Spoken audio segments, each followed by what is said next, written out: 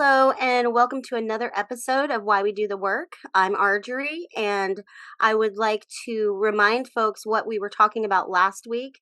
Again, this is a podcast about childhood cancer, and today we're in Portland, Oregon, but what we're talking about is West Eugene, down in Eugene, Oregon. To remind you, there is a creosote plant down there that is no longer in operation called J.H. Baxter that has wreaked havoc on the Bethel community for decades. So now they are no longer in operation, but there's a whole lot of cleanup to be done. There's a whole lot of laws and policies that need to be made. And I'm joined here today with Teryn Yazdani. Did I say your last name right? Yazdani, you were very close. Yazdani. I'm here with Teryn Yazdani and Rebeka Dawit. Yeah. Okay. Got it. Rebeka Dawit. So I'm here with these two ladies today, and we're going to sidestep a little bit into the law aspect of things on why we do the work. I like to talk a lot, and I have a lot of questions for both of you because I'm just only starting to learn a lot about these policies and laws and how long they take and how frustrating it can be, not only for the lawyers and people in legislation, but for the community. It can cause a lot of anxiety not knowing exactly what those laws are. And hopefully we can explain that and get them to feel a little bit more comfortable in ways they can do something about it. So again, Teryn is the staff attorney and climate manager for Beyond Toxics. We work together. And Rebeka is associate attorney at Cragg Law Firm, which is also here in Portland, Oregon. So all three of us today are coming to you from Portland, Oregon, but we're talking about Eugene.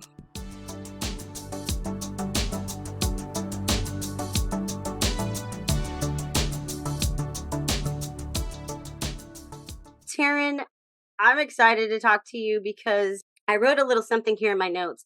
I'm going to go ahead and jump right into that because I can't hear an accent from you, and we'll get to exactly where you're from once you get to introducing yourself. I cannot hear an accent. The only reason I hear an accent and know that there's one is because you say because. That's so funny.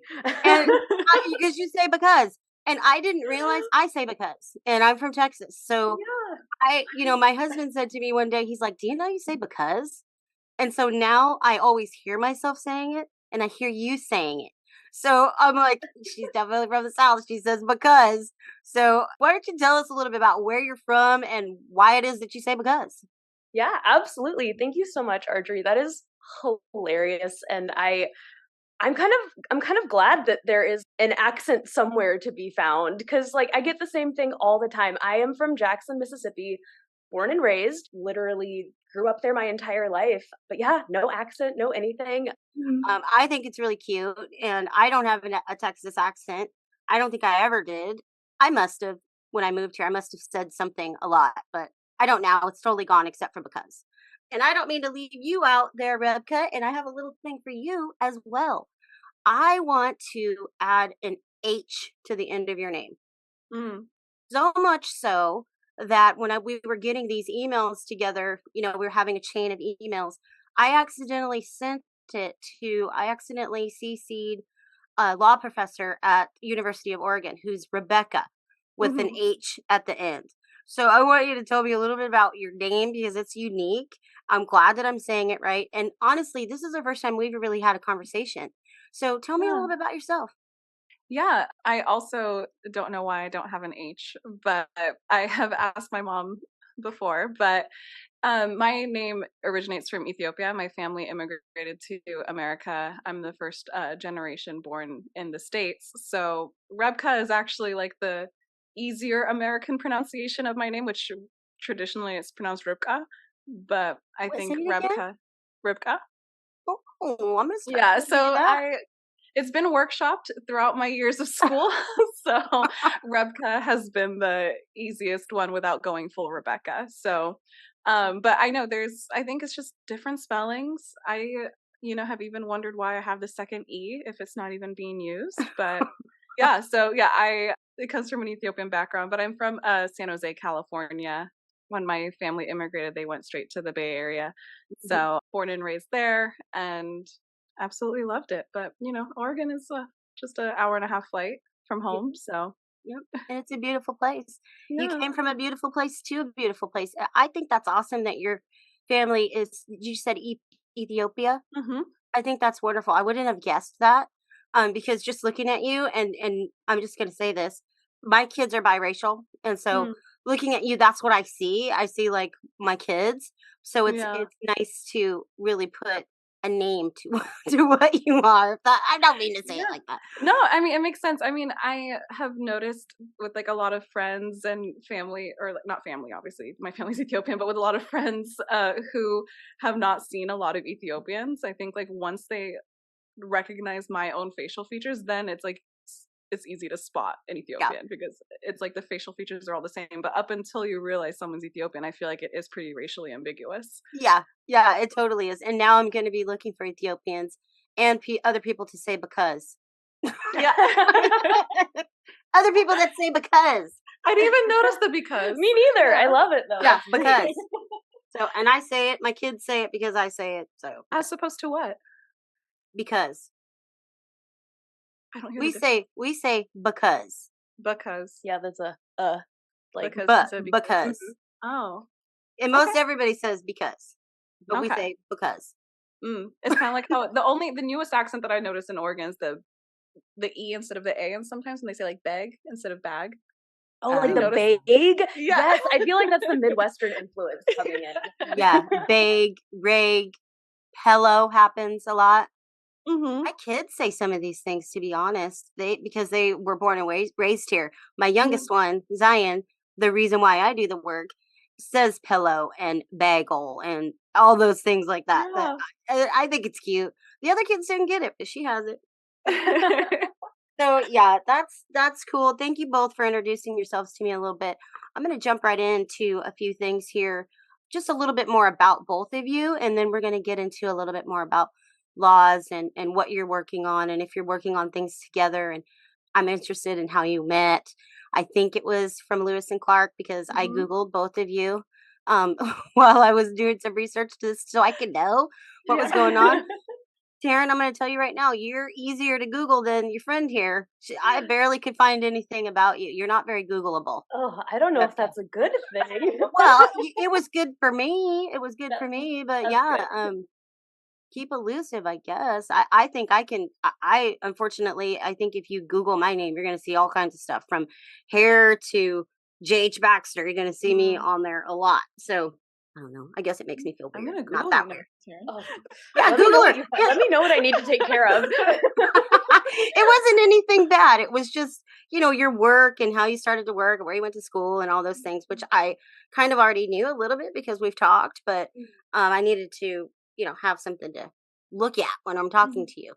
So, from Jackson, Mississippi, and you shared with me, and this is basically verbatim kind of something that you shared with me, was that you noticed when you were very young that the natural disasters and things like that were happening because of planetary change, climate change.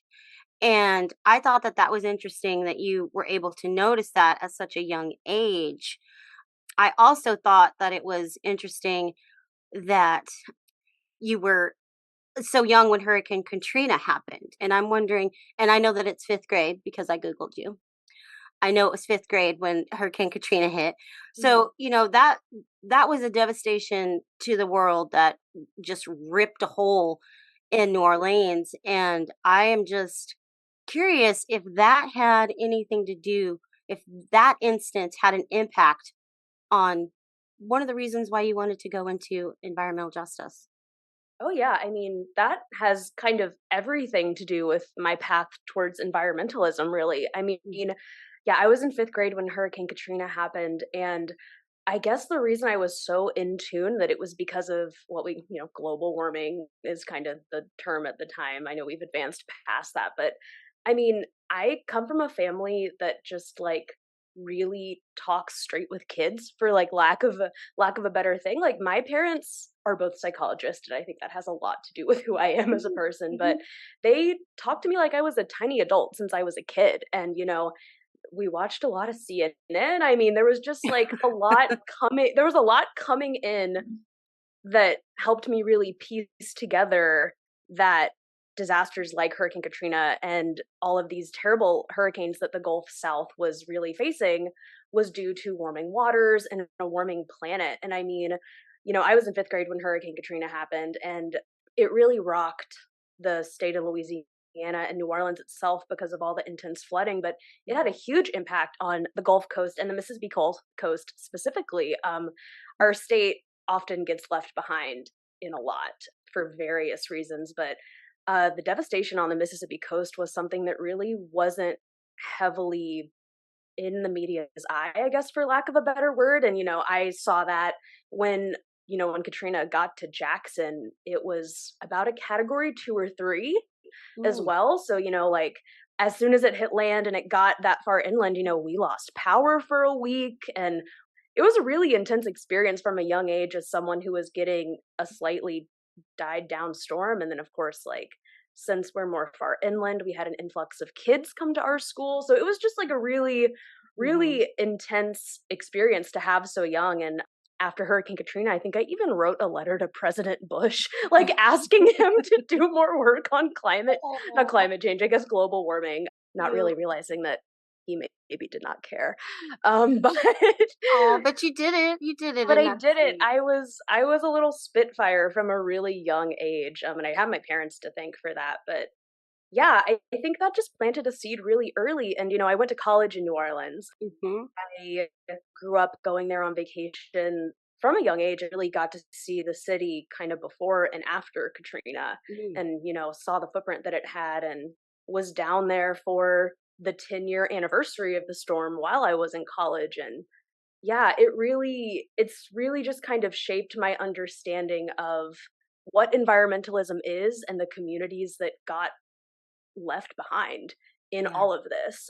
So yeah, I can definitely go into it in more detail, but I just think it's really interesting that that was a really formative moment that just kind of led me to where I am today. And it's something I'm just really passionate about with climate justice. So yeah. Oh, I love that. And you actually taught me something because I didn't realize. I mean, I knew Hurricane Katrina was wild, but I didn't know that it had far stretched. I didn't know that you were impacted by it at all in Mississippi. So that's something that I just learned today. I had just had a baby when it happened too, so I Hmm. might have heard it, but I Hmm. could have had like just I didn't realize that. So I Yeah. think wow, Yeah. that's No. crazy. Yeah, it's really insane. And I mean, again, what happened in New Orleans is just a whole other bag of worms, just because, all of the flooding that happened was because of the levees breaking and just systemic failure on the part of the people in charge. And, you know, anyway, but yeah, Mississippi Yeah, often gets left behind in a lot, and we can chat about that more, but the whole coast was just really devastated. it was yeah. Wow. Thank you for sharing that with me. That's awesome that that had such an impact on you. So, something kind of like what's going on with me, I was able to turn something that was so negative that had impacted my life into something that's positive. You're doing a lot of good now for the world. And I think that that's awesome. I think I'm always a silver lining person. So I always like to see the good in the things that are bad. So Mhm. sometimes that's to a fault and sometimes that isn't a good thing, but I'm positive. I So love that about you, Arjorie. I Oh, love that. thanks. And Rebecca, like I said, you're not that easy to Google. So, what I did find about you was that you had gone to a sleepaway camp, sixth grade in the Redwoods, Mhm. and you came back on fire and ready to go save the world. Tell me a little bit about that. How did that impact you? I also learned there was an internship, and I know that that had some Yeah. impact as well. And we're going to go into that if you don't mind sharing a Yeah. little bit about that. Yeah, of course. Yeah. So when I was in elementary school, back when I think we had a little bit more funding for our public schools in California, all the sixth graders would go to the sleepaway camp called Walden West. I think it's still running. We had just looked it up the other day. And so you go for a week and you are in these cabins, and every day is just a little curriculum about insert whatever environmental process, whether we're learning about soil or water or just like very, very simplified environmental studies is what we were doing with the kind of tangible childhood education aspect of having us touch what we're talking about. Right. So It was like 30 minutes from home, but to me, I felt like I just went to like the other side of the country. We were just ready. And, I'd always loved animals and I'd always loved nature. There's like photos that I have from when my parents first took me back to Ethiopia when I was like 3. And I was just like sitting with the little like sheep that I guess would become dinner in a couple days, but I didn't recognize that. But, I'd be sitting with the sheep. I had pictures of cats and dogs and horses. I always loved animals and nature. And I think, I was really lucky that my parents facilitated that. My mom was never like, oh, like put that down. So that was kind of building up to 6th grade. And then we go to this sleepaway camp and I am just absolutely blown away by the redwoods. I'm absolutely blown away by just, the smell. I remember we were there for Halloween. So it was like October. It was kind of Ooh. crisp. It was like cozy. That also probably planted the seed for me to move up to Oregon, to be honest. But I just remember like learning about, I think, we just kind of had Al Gore's Inconvenient Truth. Like, I think global warming was starting to become a thing. We did not experience anything like, what Teryn experienced of a hurricane. We had maybe earthquakes here and there, and sometimes it was hot, but there was nothing that really disrupted our day to day. So I think that sleepaway camp is what clicked, and I came home because back then also they were like environmentalism starts and finishes at reduce, reuse, recycle. It was very Right. simple back Yes. in 2005. So Mhm. I came home and I was like, Mom, we have to recycle. And she was like, oh, okay. So what's amazing is, I really also credit my mom to like really nurturing a lot of that instead of being like, that's a lot. I was raised by a single mom, and it was easy. It could have just been easy for her to be like, okay, sure, honey. And then like put the Right. water bottle back in the trash when I'm not looking or something, but she really, really facilitated that. So I've basically been insufferable about the environment since 6th grade. So Aw, yeah. I Yeah. love that. I think that that's Mhm. beautiful. I'm older than you both. 16-year-old Arjorie, I'm always thinking about her because she is so proud of what's happening right now because she thought she was going to save the world. She thought she was going to, make the planet better. And here she is being able to do that. And I'm so proud of her. And I know that she's proud of me too. So thank you for sharing how your mom facilitated that because I don't think I really had that sort of thing. Growing up in Texas, there was no recycling. There still isn't. When I was down in Texas visiting, I felt so guilty. I was like, should I just take all this trash home with me because nobody's Mhm. recycling. There's no like recycle area. I mean, it's weird. So I think it's awesome that you have had your mom help cultivate that. I think that's beautiful.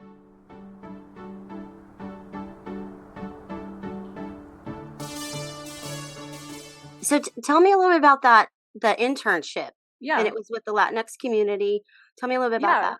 Yeah. So post 6th grade throughout high school, I thought I wanted to be a vet. I took AP biology. I was like, absolutely not. And I was like, I want to interpret the science rather than make the science. So that's when I first got introduced to the concept of environmental science and environmental studies. So my AP environmental science teacher, he's someone that I really credit for kind of helping me. I think that was another pivotal moment, like similar to the 6th grade. I could have really just been turned away from like the sciences as a whole. And he was Mhm. like, hey, like, I'm teaching AP environmental science. Just apply to college with that degree. I think you'll like it. Like, apply to that major, take AP environmental science in the senior year, and let's just see what happens. So took that class in high school, did well, and then ended up going to UC Santa Cruz with my major is environmental studies. So through that major, we had an environmental racism and injustice course. At that point, it was also just environmental racism. We didn't quite have like environmental justice as a subject area the way we do now. Mhm. So we were talking about all these different injustices throughout the US and some international instances. And part of that class was also placing us in different environmental justice organizations throughout the Central Coast. So, like from Santa Cruz down to Monterey. For folks who might not know, that little dip in California from Santa Cruz to Monterey is where a ton of our food, like fruits and vegetables, comes from. It's often called like the cornucopia of the United States. It's like if you ate a strawberry, it probably came from there. Mhm. If you're eating kale, it probably came from there. Wow. There's a ton of fruit and vegetables that are grown there. And so I got placed at this organization called Safe Ag, Safe Schools. And that was based in Salinas, which is about 20 minutes south of Santa Cruz. And that organization at the time was advocating for a no pesticide buffer spray, or a no spray pesticide buffer around elementary schools, because at the time I started at that internship in 2016, at that point you were able to spray pesticides up to the front door of an elementary school.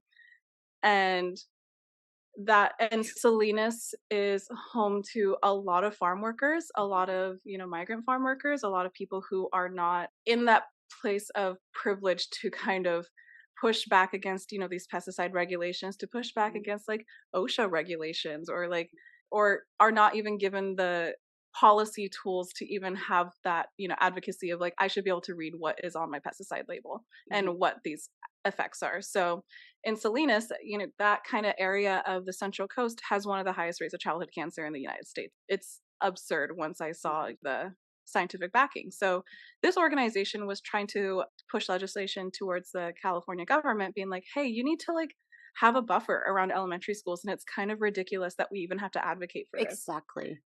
And so my job at the time was gathering testimony. So I talked to bus drivers. I remember one person that I talked to was a school nurse who retired and was like, I did not have asthma until I moved to Salinas.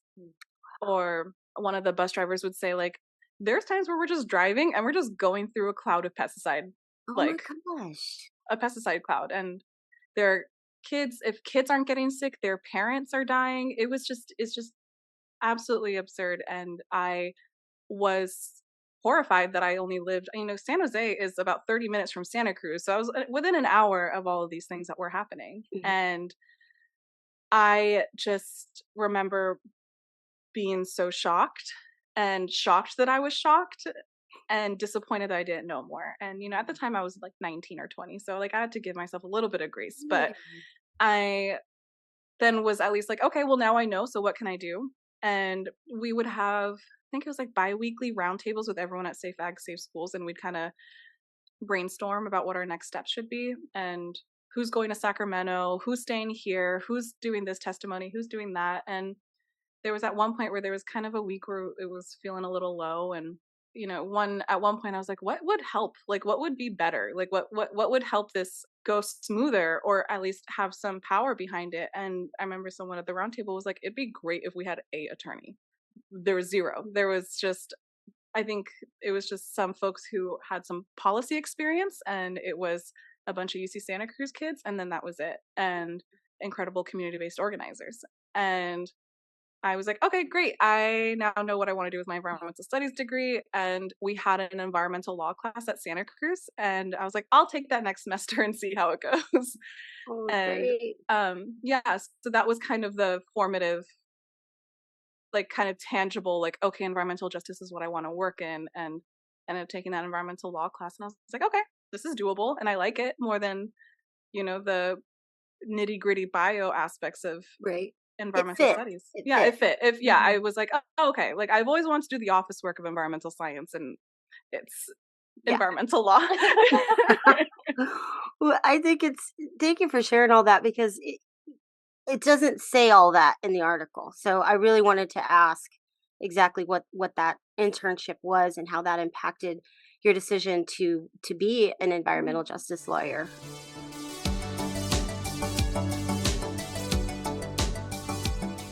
So both of you studied environmental science, right? Did you both study environmental science? And what's the difference between environmental science and environmental studies? Am I saying these things right? Yeah. Did you do science? I started and then I switched. I love how parallel our stories are. Like I went to college. It was windy. I started thinking I was going into medical school because I am from a Persian family and you are a doctor. Like that is just like what I was told my entire life. Doctor, lawyer, engineer. Doctor, lawyer, engineer. And I was like, doctor's the top of my list right now. But, a lot like you, I mean, it was a cellular biology class where I was just pulling my hair out and I was like, I can't stand this. And the only thing that I loved was kind of the evolutionary science course that I took. And so I switched to environmental sciences And then the more I got into my courses, because I also double majored in anthropology, and there's a ton of Mhm. overlap at my school with environmental studies and anthropology, because at that time, the environmental studies major was pretty new. So you could kind of pick and choose what you wanted it to be.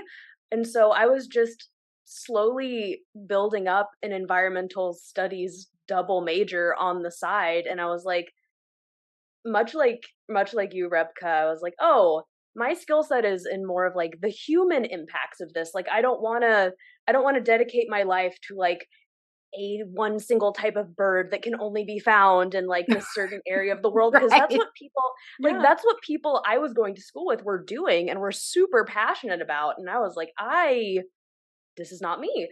So yeah, I think the main difference is just kind of the focus. Environmental sciences is really science focused. It has great benefits, but what I love about environmental studies is it has that humanities aspect. It Mhm. has the focus on, okay, how are the things that are happening in our natural world impacting people? And Mhm.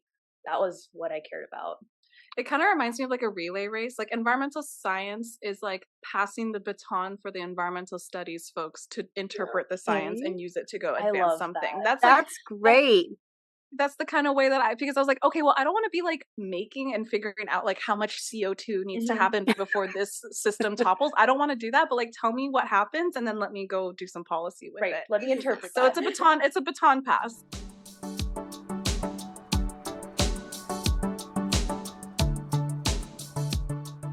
So we talked a lot about environmental justice, environmental racism in the beginning of this. We're going to get into deeper with that. But Mhm. first, I want to know a little bit about, so you both graduated from Lewis and Clark. Mhm. Rebecca, you started to work at Craig, and when did that happen? And tell me a little bit about the relationship that Craig has with Beyond Toxics, because Lisa's always saying Rebecca, Rebecca, Rebecca, and I'm like, what's Rebecca doing so much? What about Rebecca? So tell me a little bit about Craig and what Yeah. your relationship is with Beyond Toxics. Yeah, so Crag Law Center, is a Portland-based environmental law firm, and the motto is protecting and sustaining the Pacific Northwest natural legacy. We give free and low-cost legal services for folks wanting to protect various aspects of the Pacific Northwest. So that's communities, wild, climate issues. It's a wide-reaching nonprofit environmental firm. So I started in like my attorney capacity in August of 2021. But I was always kind of in the Crag space since I started at law school. Crag was my first ever legal internship when I started at Lewis and Clark, my first summer back in 2018, going into my second year. And I really credit Crag to being also that pivotal. I think there's just many like pivotal moments, like many forks in the road that ended up just going correctly. And Mhm. the first year of law school, as Teryn I'm sure will also touch on, is just brutal. And I was like, what did I do? What am I doing here? I am 22 years old. I feel like I'm 10 because all my peers are almost 30 Yes. Oh with my life goodness. experience. I'm fresh out of Santa Cruz. And also, on top of all that, I'm the only Black woman in my entire graduating class. So I was just like, there was just so many things that I was like, what have I done? Yeah. And, I ended up interning at Crag after, I don't even know if they do this anymore, but Lewis and Clark used to host a public interest career fair where it used to be like 15-minute speed dating interviews to get your summer internships for all the nonprofits. And I had my 15-minute speed date interview with our now executive director, Courtney Johnson, and one of our managing attorney, Maura Fahey. And I did my little 15-minute speed date. I got the job and I interned there. And that was the real like, oh my god, this is what environmental law looks like. Because also in your first year of law school, you're not even taking like environmental law classes, you're taking all the prerequisites to then take whatever you want to take later. So I was like, contracts, I don't, this isn't for me. Or Like, and I don't want I to do this. I was like, Literally. what have I done? Yeah, Mhm. so then I get to actually see what like is at the other end of the law degree, and that really kept me solidified in being steadfast in my decision to go straight to law school from college. And So that was just like, a 10-week internship, but I stuck around. I was volunteering at events. Courtney was like an amazing mentor throughout law school. So fast forward to when I graduated, it was a year after I graduated because I was working in international environmental law before. And Crag had opened up their fellowship application. So I applied for that 2-year fellowship, and, my cover letter was extremely environmental justice heavy. And now that I am here and I was told what happened before my application came, Crag was in the process of wanting to expand its program area to have an attorney specifically dedicated to environmental justice. Crag was noticing this kind of shift in environmental priorities, noticing this need, talking to their own client orgs, being like, if we had an environmental justice focused attorney helping with policy and litigation if need be, would you be interested? And, Beyond Toxics was one of the first folks that I think Craig had reached out to, and Beyond Toxics was like, yes. So, so then that was kind of the catalyst to me getting this as like as a associate attorney, like as a permanent staff member. So Courtney was like, hey, so maybe no on the fellowship, but would you be interested in being like our EJ attorney? And I was like, absolutely. Ooh. So, and this is also something that, and I'm sure we'll talk about it later, is it required so much trust and collaboration to make this role, kind of function, similar to Teryn in the creating your environmental studies major. Like there is like just a small handful of people just throughout the country of being attorneys that are specifically dedicated to EJ. So no one really knows what it looks like yet. Right. So every day is new. Every day is, we're just trying to figure it out. So I believe Crag has been working with Beyond Toxics for years. One of our previous executive directors, Chris Winters, I believe, used to work pretty close with Beyond Toxics. Could also, Teryn cumulatively has worked longer at Crag than I think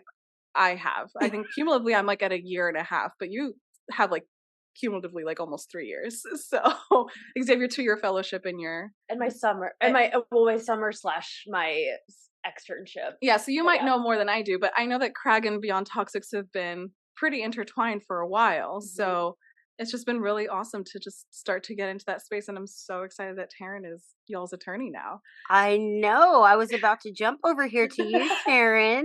Yeah. So when we first met, you started working at Beyond Toxics, and we first met, we had our little chit chat over here at the Starbucks. Mm-hmm. And you were telling me that it was going to be, you weren't sure if you wanted to take the job at BT, not because you didn't want to take the job, but because you live in Portland. So, it's a luxury to be able to work from home. I feel really blessed and very lucky that I get to do this. Mm-hmm. So when we met, Lisa had spoken to you about, there's Arjorie lives in Portland and she works from home, and it takes a lot of trust to be able to do that. And I know that was like a push for you to say, yes, I want to take this job. So do you feel happy? Oh my gosh, yes. I'm ecstatic. I love the fact that everything just worked out so perfectly. Doing the work that I'm doing now at Beyond Toxics is exactly what I wanted to be doing with my life. I went to law school to make a career in environmental justice, and especially climate justice. Those are, very interchangeable and intertwined, but this was just kind of a best case scenario for me, especially being an in-house staff attorney, because I think that is kind of the best of both worlds in terms of what my legal skill set is. I loved my time at Crag and it taught me so much, but it really taught me that like hardcore litigation firm is not exactly my cup of tea. And I think that's something that's really amazing about a staff attorney position in-house at an organization like Beyond Toxics, where I really get to wear the hat of being an advocate for one specific organization. And I love that I can do the legal work, I can do the legal research, but I can also help on policy campaigns. I can help on kind of the nonprofit side of things and just really dive headfirst into an organization that I care about and be a client in that capacity and get to work with great people like Rebeka at Crag that I can, pass off some of the heavier litigation things to, like when the time comes. Like I think it was just kind of a dream scenario, and I was honestly shocked that I was able to stay in Portland and keep this job just because I really didn't think that was a possibility. So I'm really thankful to Lisa that she had so much trust in me. And quite honestly, I think the trust was there because of the relationship with Crag. Like she knows what type of person works at Crag and what caliber of the legal work is, quite frankly. Like Crag has a great reputation. So I'm just really excited to have been given the opportunity and to build this role kind of from the ground up. I'm the first staff attorney that Beyond Toxics has ever had. And that's extremely exciting and daunting and stressful and amazing. Like it's a whole bunch of things. And like Rebeka said, we're both kind of building our positions in our organizations. And yeah, it's just a day-to-day exercise in what's new. What are we going to tackle today? So it's great. Aw, thank you both for sharing that. I love that, Teryn. I'm really happy that you are working with us. I think it's exciting. For a while, Lisa was wanting to have a staff attorney. You fit well with the team, and it's just awesome working with you. So, thank you very much for working with us because I think it's awesome. And Rebeka, of course, thank you for all that you do with us as well. And now I have an idea of what it is that you do.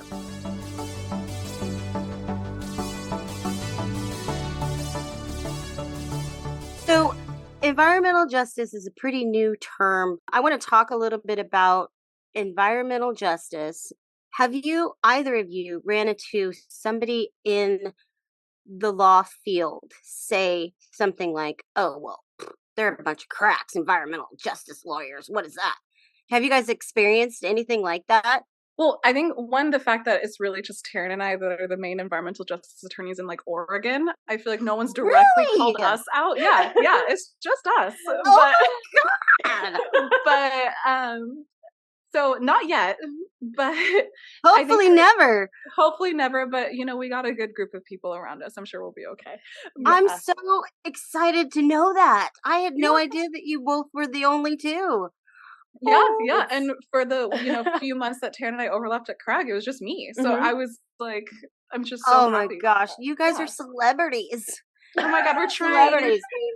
No, but I think it's so interesting, Arjorie, because I will say outright, like I don't think there have been people who have been like, ooh, environmental justice, but I definitely think there's a lot of people that are like, well, I can't do that. There's a lot of traditionally focused environmental folks. I won't limit it to just lawyers because it's partially the entire environmental movement at some points. I think it's so new in the legal sphere. I think people are trying to figure out what it is. And I do think that there is sometimes a sense of like, oh, other people are doing that work and it's great, but I can't do that. I don't have that skill set. So yeah, I wouldn't say negative, but I definitely think there's a lot of room to grow in terms of people's understanding of what environmental justice actually means in practice. Yeah, I think Teryn's being polite about it because I feel like in tell it. I feel like when we were in law school, throughout Teryn and I were in the same year, so our first 2 years of law school, there was no environmental justice class that was like meaningfully put together and like widely accessible. It was like a seminar class when we were there that no one really took. And up until then, I feel like whenever there was kind of a little bit of pushback in my classes of asking about like, how does this disproportionately affect this kind of community? Or how does it, basically trying to sprinkle in principles of environmental justice in our regular coursework, there was kind of like like we're just focusing on the black letter law right now. And, that apprehension of wanting to meaningfully integrate EJ into the curriculum. And for benefit of the doubt, hopefully that's just like, I don't have the tools quite yet to meaningfully teach EJ. Or maybe it was also just like, that's just not something that we need to be concerned about. I mean, there is that kind of narrative around environmental justice of people being like, why are we bringing race into environmental law? Like that's a sentence that people can easily say. And while I do have empathy for folks who've been working in the space for years and like the reasons why the Clean Water Act the way it is the way it is, the way we have the Clean Air Act and NEPA, like the National Environmental Protection Act, Endangered Species Act, I'm so grateful that these statutes are there. And for all the attorneys and people who have advocated to get these laws the way that they are. But I think there then ends up being a little bit of defensiveness when organizations or EJ based organizations are saying, yeah, but like we can do more, and there's people actively being excluded by these same laws. So I think that is happening, but I think as the national narrative and international narrative around EJ starts to become a little bit more bolstered and has a little bit more teeth to it, then there can't really be that kind of disregard anymore. It's going to become its own meaningful, big air quotes for folks listening in, a meaningful, inclusion of EJ in the regular environmental law cool kid table. Yeah. I'm really excited to hear that you both, and being women, nothing against men, but being women and being the only two environmental justice lawyers in Oregon is pretty badass. So I feel very fortunate to be talking with both of you today. And I feel like we're having a good chat. So we mentioned environmental racism. That was a new term to me before I started working at Beyond Toxics. Now I know what it is, and not only what it is, but that my family was victim to it. Because the whole reason I'm doing this podcast is because my daughter was sick, and my friend's son was sick, and JH Baxter and their pollution, and all these things. I didn't know what environmental racism was, and now I do, and it makes me angry to see folks being subject to that. So, in your own words, what is environmental racism? Environmental racism, in my own words, it's the disproportionate impact on marginalized communities, whether that's enforcement, whether that's policy to even prevent something from happening, or whether it's cleanup. It's a disproportionate impact that these laws have or don't have on minority communities. So that can look like inequitable siting of like a toxic waste facility being in a primarily Black neighborhood. That can look like something not being written in like a bilingual, with having what's it called, like public policies, or what, like public notices being accessible to someone who doesn't necessarily speak English. It's just that historical and current exclusion from our environmental laws and processes that are disproportionately affecting marginalized communities. Do you feel this sort of the same like that, Teryn? Oh, I mean, yeah. I know you don't like environmental racism either, but I asked her opinion, so I want to ask you as well. No, that was spot on. I really don't have anything to add. That was very well said, Rebeka. Oh, good. Thank you. Good.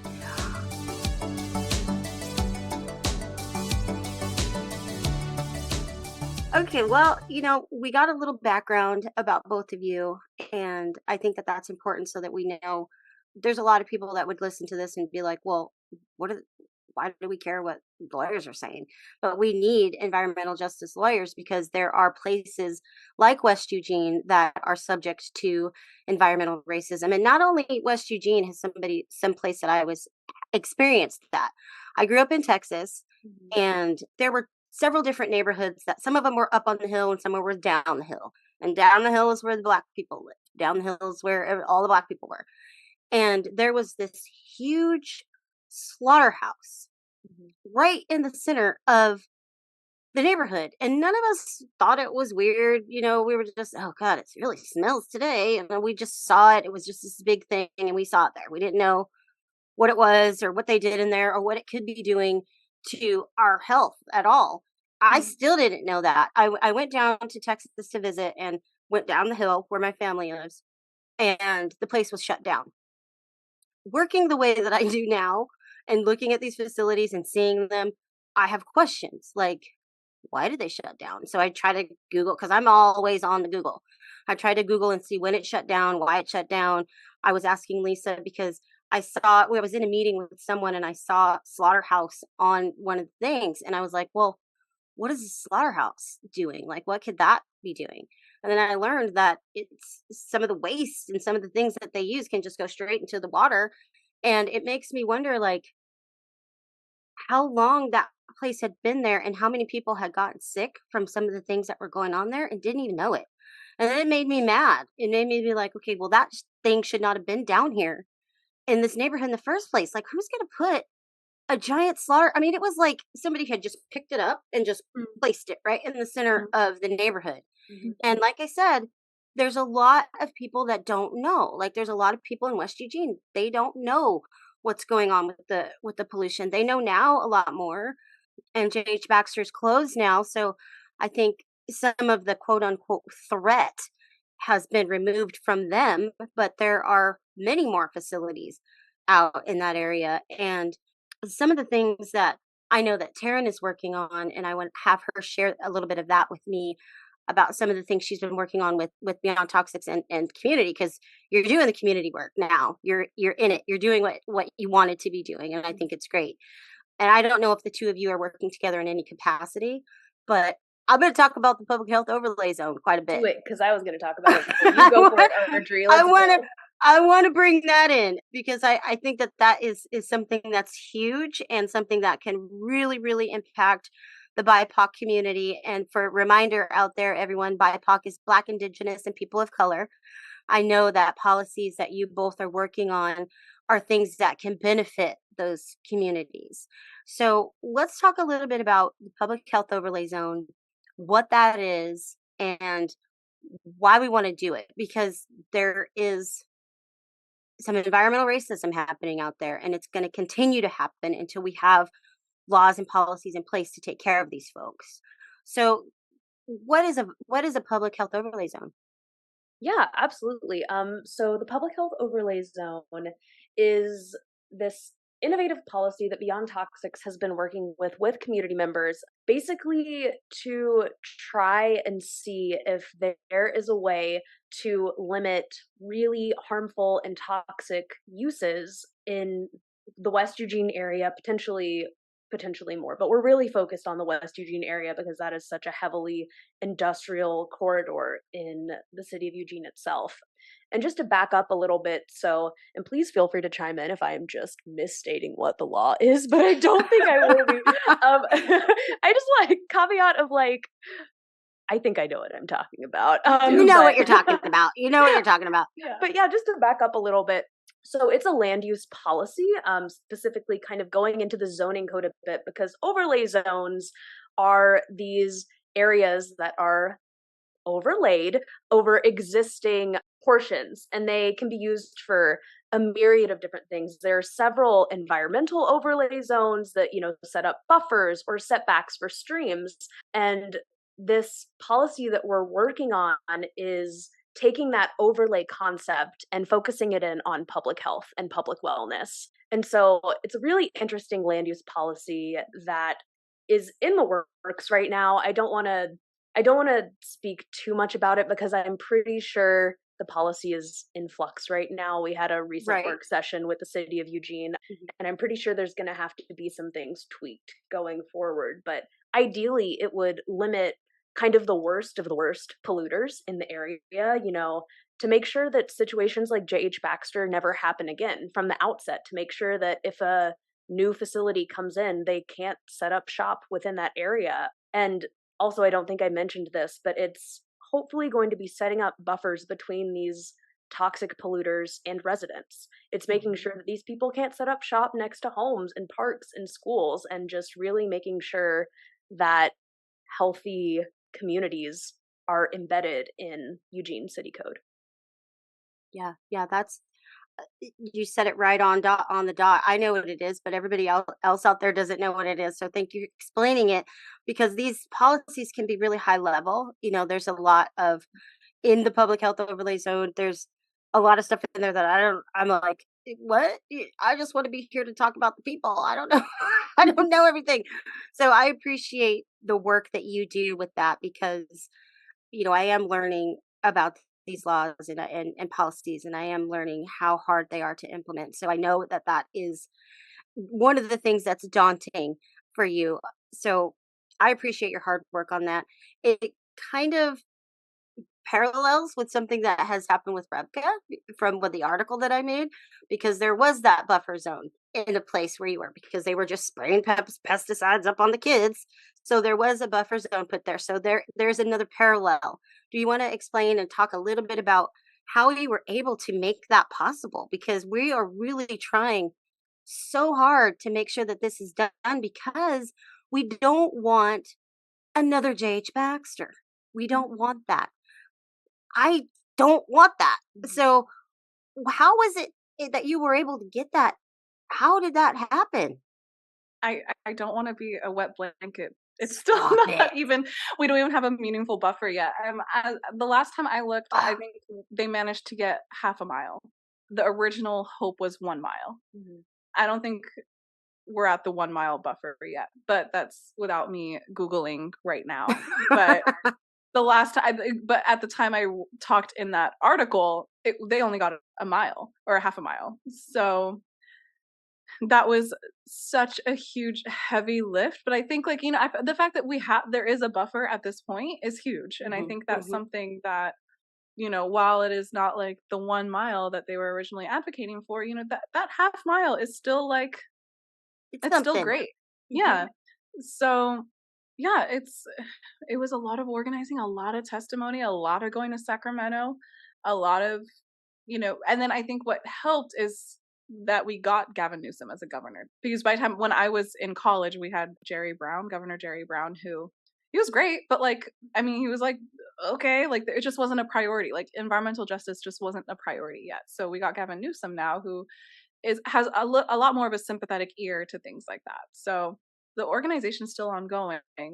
It's just a lot of heavy lifting. I mean, that was over 5 years ago for me, and I just came in a little blip of the years of work that they were already doing. So, and Man. that's kind of where environmental racism also kind of comes into play, right? It's like they're Mhm. a lot of heavy industry, and like, God forbid you even try to touch anything that regulates pesticides, Mhm. or like big industry, Yep. because then like they have so much money and Mhm. resources to just like wait you out at the end of the day. Yeah. So, and that's a way that environmental racism shows up. It's like they're relying on the fact that people don't know. They're relying on the fact Mhm. that like you're working so much that you're like, who am I to go to Sacramento, like a 4-hour drive from Santa Cruz? Mhm. Yeah. I have kids to watch, or my kids are sick, or I'm sick, or I have to work. I have to pay rent in a state where, a large reason, the reason why I'm in Oregon is because it's so expensive to live in the Bay Area.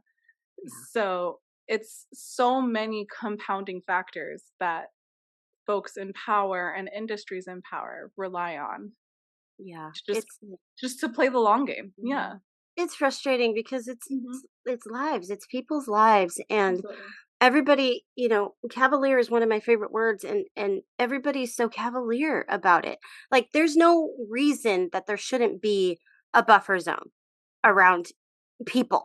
There's no reason. And for this to have something that happened 5 years ago and still isn't enacted is ludicrous to me. Mhm. At least there's that half mile. At least there's that, Mhm. because it's not fair that people that aren't able to afford to live in other places have to just deal with it. And then there's Mhm. this whole circle of people who are dedicated and spend their time and take their time and come to meetings and give testimony and do all these things.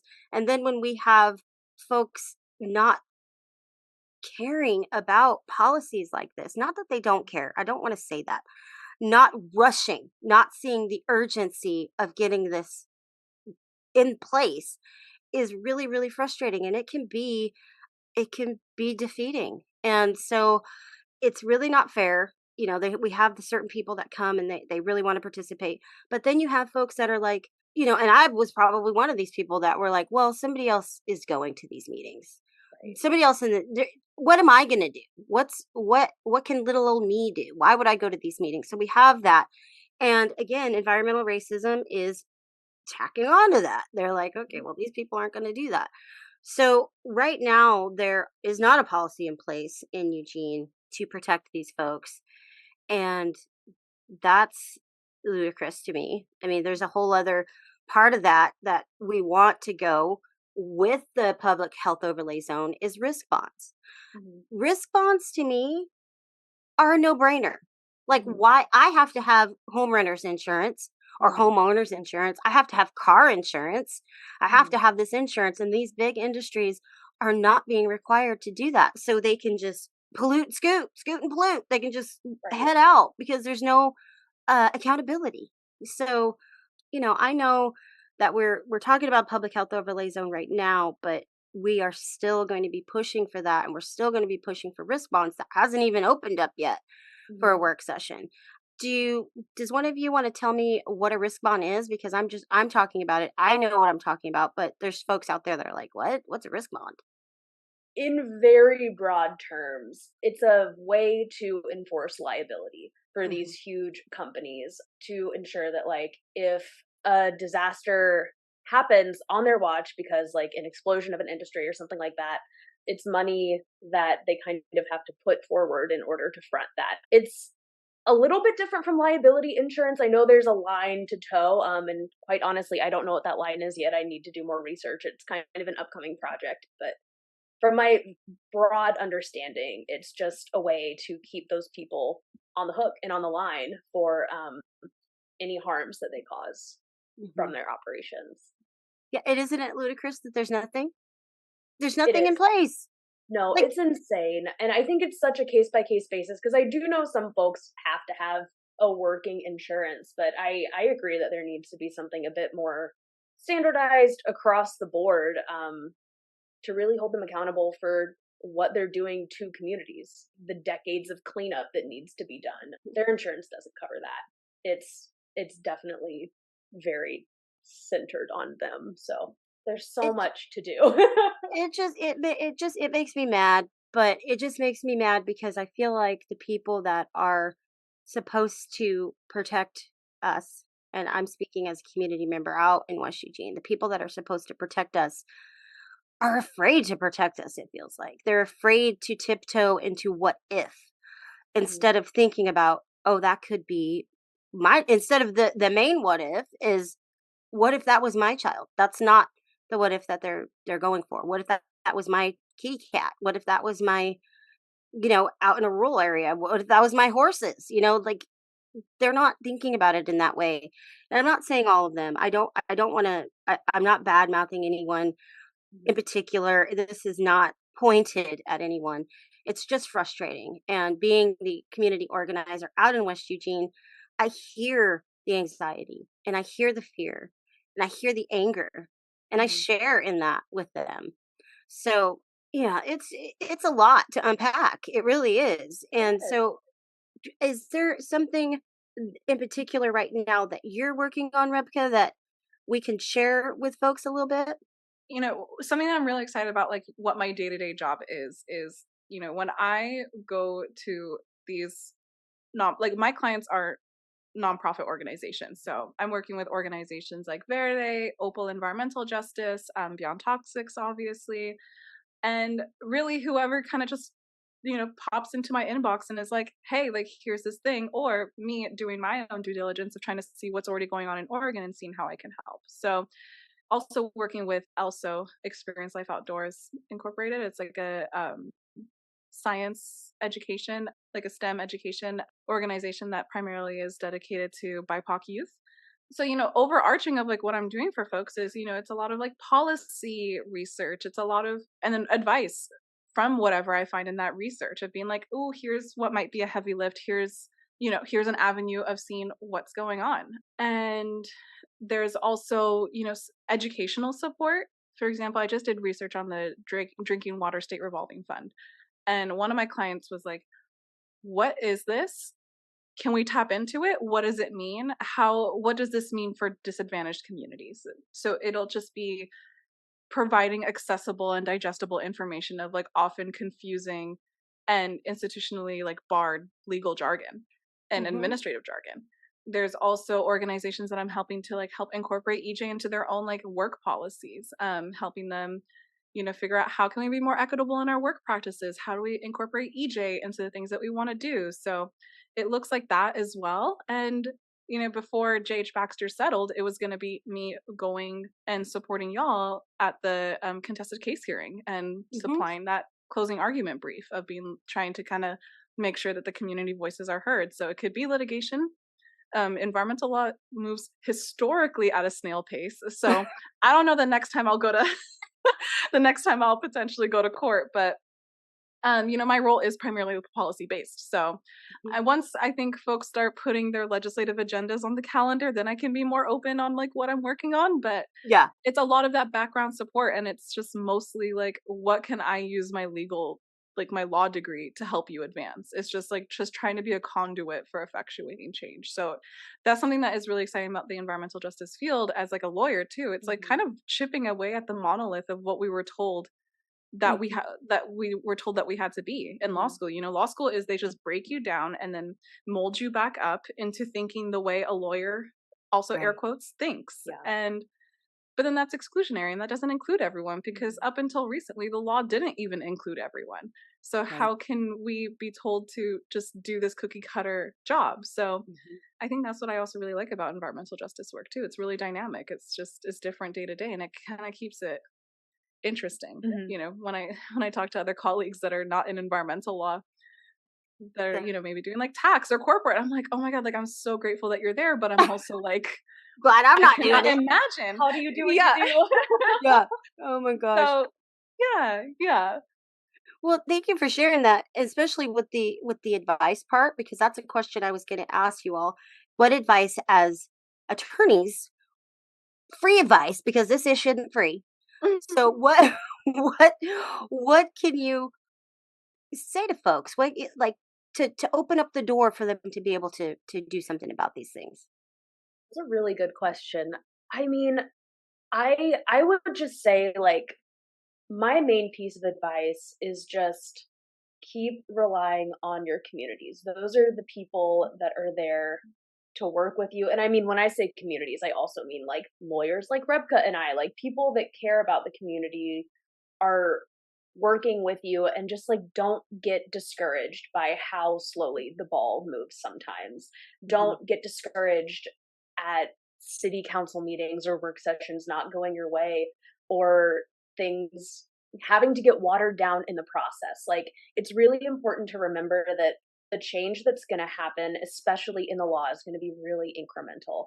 And it's going to take those baby steps of just inching forward slowly in order to eventually like get the progress that we want to see and that these communities deserve.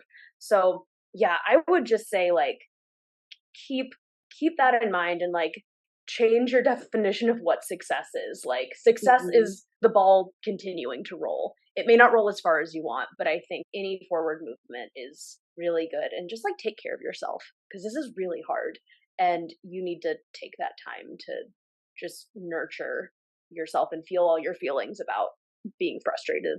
Thank you for saying that, because it is frustrating and it is scary.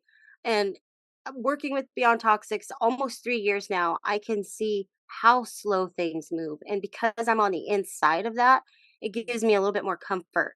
But there's folks that are not on the inside and don't see that there's things happening or know why they're going so slow. They're just like, "What the hell? This is my life. I'm tired of this." They're not. They don't know how slow it is. So that is really really encouraging, not only to the listeners out there, but it's encouraging to me. I felt that. So thank you very much for saying it. I If nobody else gets that, I got it. So thank you very much. And I think other people will, but I felt like you were talking to me. So It was. thank you. And Rebecca, you kind of already answered it, but let's just see a little bit about what Yeah, you would say. yeah, that was beautifully said, you too. I think, you know, all that I would add on to that is, you know, taking solace in that there is forward momentum. As frustrating and incredibly unfair it is that these things move so slowly and it's disproportionately affecting the people that are most affected by it the most. Like, that's just so messed up, and I just want to lay that out there. I think it's just incredibly unfair. But, you know, like, this is the first time that like a president has really issued meaningful Mhm. policy objectives with environmental justice. This is the first time that like environmental justice is just extending past things like Flint and the pipeline. Mhm. While both are very, very valid environmental justice movements, it shouldn't be a catastrophe before people care about it. It should just be a general practice. So Yeah. the fact that it's becoming like the fact that, you know, myself and Teryn even have these roles is huge. The fact that there are organizations like Beyond Toxics that are still moving is huge. As industries grow and as climate change worsens, like more and more people that were not affected 5 or 6 years ago are being affected now, Yeah. whether for better or for worse. So Mhm. there's only going to be forward moving momentum. And I think that's really exciting. I just wish it was fast forwarded, but you know, the way that things move in this country, it's going to be slow. But I do find excitement in that. For example, in our at our law school, in our third year of law school, we had Professor Lisa Benjamin who started teaching environmental justice. She's like this incredible professor. And her first year that she taught it, there was 30 people in our class. By the time I was a year out, there was 50. And now there's Oh, more. Like there's wow. more and more and more students. And it's not like a prerequisite to graduate or anything. Mhm. These are people taking it because they care about it. And, every couple of weeks I get a new email from a student being like, "Hey, I see your work. It's really cool. Can I learn more? I want to do what you do." Mhm. So Oh, there's more and more people who are wanting to work in the field, and the more that like folks already working in it kind of like hold the line so that people can catch up, it's going to happen. yeah. So I think that's what makes me excited. I mean, I was just talking to Professor Benjamin a couple weeks ago and she was like, "Yeah, I like had she had like what nearly 60 people this year." Wow, that's amazing. It's so many That's people. great. And it's Great. more and more people are getting, compared to when Teryn and I were starting at Lewis and Clark and it was like a 10-person seminar. It's that's huge. Yeah. Yeah. So I have the optimism not only in the community-based activism aspect of it, but and the, national and state policy, but I think within the legal community too. Like the legal community is finally catching up. Mhm. And that's really, really exciting. Yeah. I love it. I love it. Mhm. I thank you both for those great answers. What we want is we want environmental justice to not be a bad word. Mhm. Like it feels like a bad word. When we're Mhm. going around and we're doing canvassing, we never say, I work for an environmental justice organization because that puts like a, what are you talking about? What do you mean? Like it makes it a bad word and it needs Mhm. to not be a bad word anymore. It needs No. to be a word that everybody knows and everybody uses. Mhm. So I appreciate having dynamites like you working for us like that. And that can give me comfort. I appreciate it. I appreciate what you do and the world appreciates what you do. So I'm happy that you guys are in the roles that you are in because we needed you. So Thank thank you. you. Thank Thank you. you. And we're happy Um, that you are just such an amazing, Yes. activist as well. It's like oh, it's another baton pass. It's all the same batons being passed around at the same time. isn't Like it one can't be great? there without the other. Yes, Yeah. lawyers cannot solve everything, Yeah, nor should yeah. they. Like, Well, it is I'll not take our that job. baton any day. I'll take it Yes, any day. Yeah. we rely on Likewise. people like you, Arjorie. So thank you. Oh, thanks. Thanks. So we're going to close out here. I'm going to ask you guys a couple questions and get in your hearts a little bit. In those articles, my Google searches, I found a couple quotes from both of you. I'm going to ask you a little bit about those. Teryn, you had said in one of these articles, what can I do to make climate change? And you might have said this already, but tell me about that statement. And do you feel like you're making changes? Because I know you're making changes, but do you feel like you're close to that goal? I think so. I mean, I'm not even sure like what achieving that goal would really look like, but I mean, I would say I'm getting there just because I have this job and I'm working in this field. Environmental justice is a budding legal issue. It's been around for a very long time, but since like we've talked about it's coming into that light, we're making the laws now.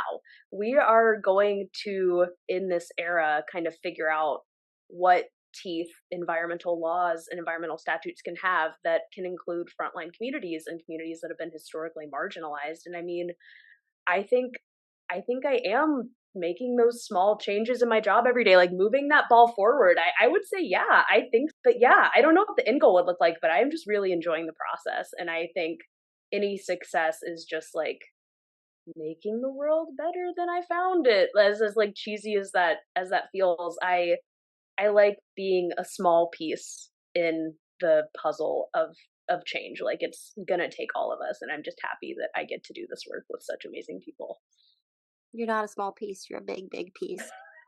Thank And you. fifth grade Taryn is really, really happy right now. Oh, So she's I'm so glad she's not a doctor. well, I'm glad she's not a doctor too, because then I wouldn't know her. So I'm glad that I got to meet her today as well. And so, Rebecca, another thing that I read about, and you did talk about this a little bit. You had asked why are the people that grow the food that we eat having the brunt of these ramifications? And Mhm. that's when they said to you, well, we need more attorneys. We Mhm. need we need people like you. So here you are, you're doing that. And would you say that you're walking in your purpose? Because a lot of people, and I say this a lot, because I am one of those people that gets to live and walk in my purpose. I know what my purpose is. My purpose is to help BIPOC communities know that they have rights, to help Mhm. families like my own know that they're not alone and that there are Mhm. people that care, and that it might Mhm. not happen as fast as you want, but it will happen. Mhm. So, do you feel like you're walking in your purpose? Do you feel like you're meeting that mark? Oh my God, Archery, that's such a that's such a lovely question. Yeah, I do. As frustrated as I get sometimes with, whatever my day-to-day looks like, or how underpaid I feel like everyone in this space is, or just like being like, what am I doing? Mhm. At the end of the day, I'm really like, oh my God, like this is a need that is being filled. And I'm so glad that I'm one of those people that's filling that Mhm. need. And I love at the end of the day, I'm like, okay, I meaningfully contributed to some change today. And I think that's a real blessing that a lot of people strive for in their day to day of like, what am I doing? Especially in a time where like everything feels like it's going sideways. Mhm. Nothing like, I deleted all the news apps off of my phone because I'm like, what do I need to learn about today? I don't need to learn about any of these little day to day things. And Right. I think just at the end of the day, knowing that like in my little corner with my little Lego house, I'm meaningfully building and I'm, doing my job, and I feel like I'm doing it well, and I want to continue doing that job well. And I do feel like I'm walking in my purpose. And I think that's an amazing way to put it. And I'm just so grateful to be working with such incredible folks, because I think the people that you work with are like 90% of the reason why this job feels meaningful. Like I Yeah. love going to meetings with folks who are just like fired up and trying to figure out how to fix things. And, Mhm. I've always been a fixer since I was a kid. And I feel like this is the ultimate like fixer. Like I'm so excited to just Oh, like, I'm like, just, just give it so I can help fix it. yeah. And it's an incredible feeling. And when I'm old and gray on my porch, maybe if I own a home one day, I will like to be like, you know what? Like I did that and I helped Mhm. people. And I feel like these are the building blocks to that now. Yeah. That's Hmm. amazing. So Hmm. sixth grade Redwoods Rebecca is just clicking her heels and so happy right now. Yeah, I think she would be pretty surprised that I am not in the dirt every day. I think she'd be surprised she's in an office every day, but I think she would be generally happy. And I think she would be like, yeah, like you did that. Aw, Yeah. you two are amazing. I had a How are great you? time talking with you today. This was so fun and Yeah. easy. The conversation was really easy. I appreciate it so much. You two are amazing, and we need more lawyers like you. They were right at your internship. We do. We need you, and you guys are blazing saddles for that, and that's very admirable. So thank you for my community and from myself and from the world, because you both are walking and living in your purpose, and I'm proud of fifth grade, sixth grade, 16-year-old me. All of us are doing Aw, great. thank So you. I appreciate you very much. Thank you. Again, I'm Arjorie, and I appreciate you listening to Why We Do the Work. This was a great conversation with two dynamite ladies, and I hope that you come back and join us next time on Why We Do the Work.